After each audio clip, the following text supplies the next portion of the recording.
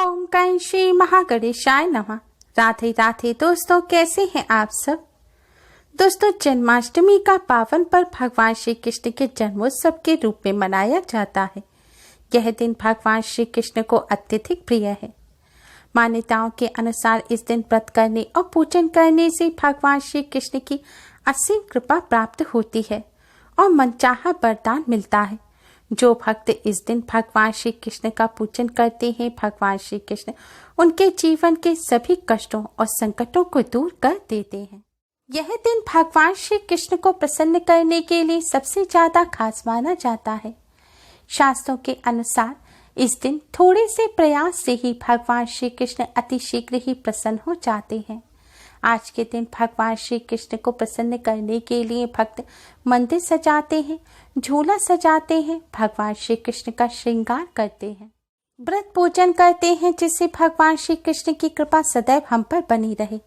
लेकिन दोस्तों, क्या आप जानते हैं कि एक ऐसी चीज भी होती है जिसे अगर आप जन्माष्टमी के पूजन में शामिल नहीं करेंगे तो इससे आपको जन्माष्टमी व्रत और पूजन का पूर्ण फल प्राप्त नहीं होगा। इस एक चीज के बिना जन्माष्टमी का पूजन अधूरा रहता है और भगवान श्री कृष्ण की कृपा भी प्राप्त नहीं होती। दोस्तों, आइए आज की इस वीडियो में जानते हैं वे कौन सी चीज है जिसे जन्माष्टमी के पूजन में अवश्य ही शामिल करना चाहिए, जिससे जन्माष्टमी व्रत और पूजन का पूर्ण फल प्राप्त हो सके। दोस्तों, वीडियो में आगे बढ़ने से पहले वीडियो को लाइक कर अपने फ्रेंड्स के साथ शेयर जरूर करें। अगर आपने हमारे चैनल को अभी तक सब्सक्राइब नहीं किया है तो यूजफुल वीडियोस के लिए चैनल को सब्सक्राइब कर बेल आइकन को भी जरूर दबाएं और भगवान श्री कृष्ण की कृपा प्राप्त करने के लिए कमेंट बॉक्स में राधे राधे, जय श्री कृष्ण, जय राधे कृष्ण जरूर लिखें। दोस्तों, शास्त्रों के अनुसार रात्रि 12 बजे निश्चिता काल के समय भगवान श्री कृष्ण का जन्म हुआ था, इसलिए जन्माष्टमी पूजन रात्रि 12 बजे किया जाता है। जन्माष्टमी पूजन की सबसे पहली और सबसे जरूरी चीज है खीरा। जी हाँ दोस्तों, आपने सही सुना, जन्माष्टमी के पूजन में खीरा बहुत ही जरूरी होता है। खीरे के बिना जन्माष्टमी का पूजन अधूरा रहता है। जन्माष्टमी पूजन में ऐसा खीरा चाहिए होता है जिसमें डंठल हो और थोड़ी पत्तियां भी लगी हो। जन्माष्टमी पर पूजन करने से पहले सबसे पहले खीरा रखकर सिक्के की सहायता से डंठल को खीरे से अलग किया जाता है। जब बच्चा पैदा होता है तब उसको माँ से अलग करने के लिए जैसे गर्भनाल को काटा जाता है, ठीक उसी प्रकार खीरे को डंठल से अलग किया जाता है। यह भगवान श्री कृष्ण को माँ देवकी से अलग करने का प्रतीक है।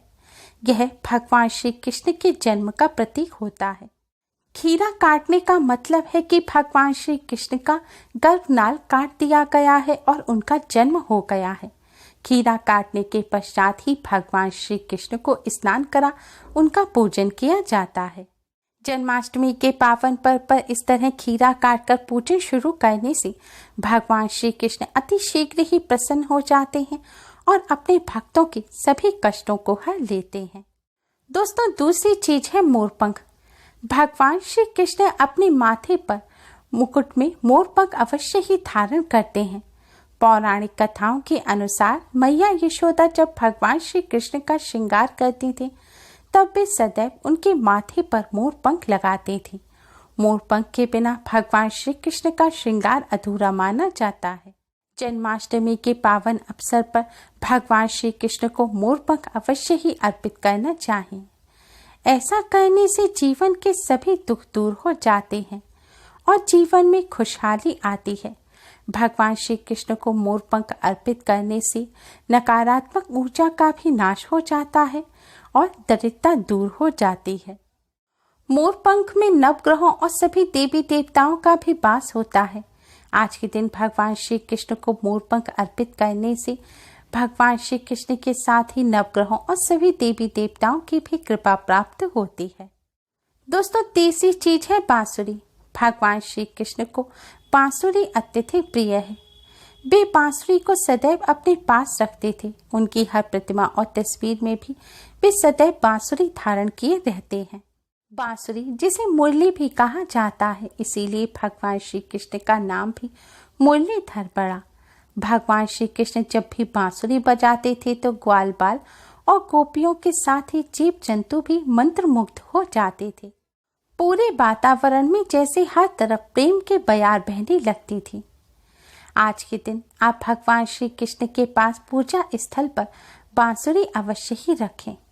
इसके अलावा अगर कोई विशेष मनोकामना है तो उसकी पूर्ति के लिए आप आज के दिन नई बांसुरी भगवान श्री कृष्ण को अवश्य ही अर्पित करें। बांसुरी सरलता और मिठास का भी प्रतीक है। आज के दिन भगवान श्री कृष्ण को बांसुरी अर्पित करने से परिवार के सदस्यों में आपसी प्रेम बढ़ता है। दोस्तों, अगली चीज है तुलसी। भगवान श्री कृष्ण भगवान विष्णु जी के ही अवतार हैं, इसलिए उन्हें भी तुलसी जी अत्यधिक प्रिय हैं। तुलसी जी को हरि प्रिया कहा जाता है। शास्त्रों के अनुसार भगवान श्री कृष्ण के पूजन में अगर तुलसी पत्र ना हो तो भगवान श्री कृष्ण उस पूजन को स्वीकार नहीं करते। इसलिए भगवान श्री कृष्ण का पूजन करते समय भोग में सदैव तुलसी का पत्ता रखना चाहिए। लेकिन जन्माष्टमी के दिन तुलसी का पत्ता तोड़ना नहीं चाहिए, इसलिए जन्माष्टमी से पहले ही तुलसी का पत्ता तोड़कर रख लें, या फिर तुलसी के पास जो अपने आप से पत्ता टूटकर गिर गया है आप उस पत्ते को उठाकर उसे पूजा में शामिल कर सकते हैं, या फिर पहले भोग में लगाया हुआ जो तुलसी का पत्ता हो उसे आप अच्छी तरह से पानी से धो लें और उसे भगवान श्री कृष्ण को अर्पित करें। तुलसी का पत्ता सूखने के बाद भी बासी नहीं होता।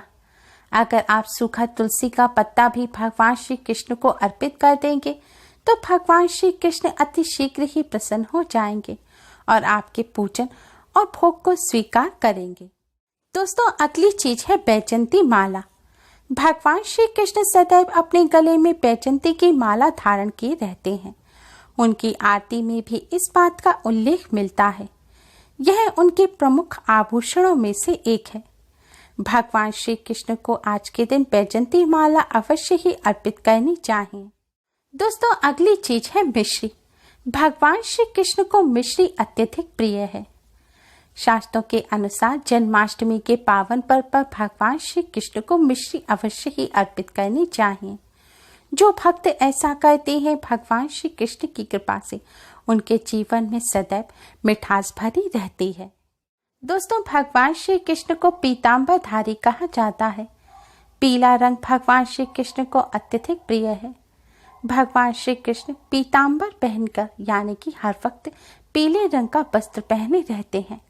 इसलिए आज के दिन भगवान श्री कृष्ण की कृपा प्राप्त करने के लिए भगवान श्री कृष्ण को पीतांबर अवश्य ही अर्पित करें। इसलिए पूजन में अधिक से अधिक पीले रंग के मिष्ठान, पीले रंग के पुष्प भगवान श्री कृष्ण को अर्पित करें।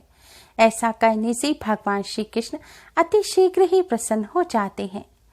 और चंदन या हल्दी से भगवान श्री कृष्ण का तिलक करें। दोस्तों, अगली चीज है माखन। माखन भगवान श्री कृष्ण को अत्यधिक प्रिय है। इस बात का पता इसी चीज से चलता है कि भगवान श्री कृष्ण अपनी बाल लीला में माखन चुराकर खाते थे, जिससे उन्हें माखन चोर कहा जाता है।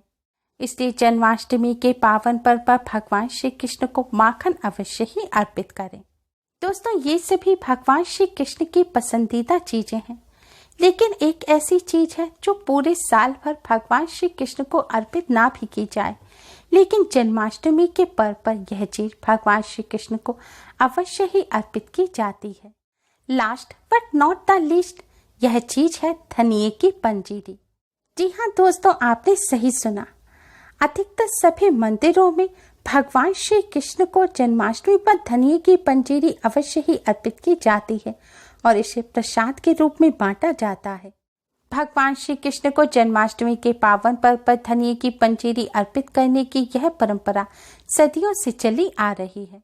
मान्यताओं के अनुसार आज के दिन भगवान श्री कृष्ण को धनिये की पंजीरी अर्पित करने से भगवान श्री कृष्ण के साथ ही धन की देवी माँ लक्ष्मी की कृपा प्राप्त होती है और घर में सुख समृद्धि बनी रहती है।